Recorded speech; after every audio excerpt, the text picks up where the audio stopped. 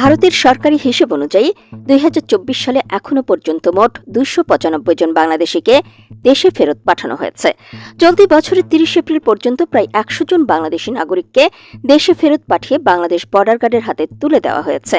গত এক মাসে ভারত জুড়ে কাগজপত্র না থাকা বাংলাদেশি অভিবাসীদের আটক করে পূর্ব সীমান্ত দিয়ে দেশে পুশব্যাক করেছে ভারত। দ্য হিন্দু পত্রিকাকে এমনটাই জানান ভারতীয় সরকারি কর্মকর্তারা। এরই মধ্যে একটি ঘটনার উল্লেখ করে বলা হয়েছে, গুজরাটে কাগজপত্র না থাকা ৩০০ বাংলাদেশিকে আটক করে গত ৪ মে দুটি এয়ার ইন্ডিয়ার ফ্লাইটে ত্রিপুরার আগরতলায় আনা হয়। পরে তাদেরকে স্থল সীমান্ত পথে বাংলাদেশে পাঠানো হয়। তাদের মধ্যে ২০০ জন ছিল নারী ও শিশু। এর আগে গত ২৬ এপ্রিল গুজরাট পুলিশ আহমেদাবাদ ও সুরাট থেকে ১,০০০-এর বেশি সন্দেহভাজন বাংলাদেশিকে আটক করে। বাংলাদেশের ডেইলি স্টার পত্রিকার বরাতে জানা গেছে, গত ৮ মে বাংলাদেশ সরকার ভারতের কাছে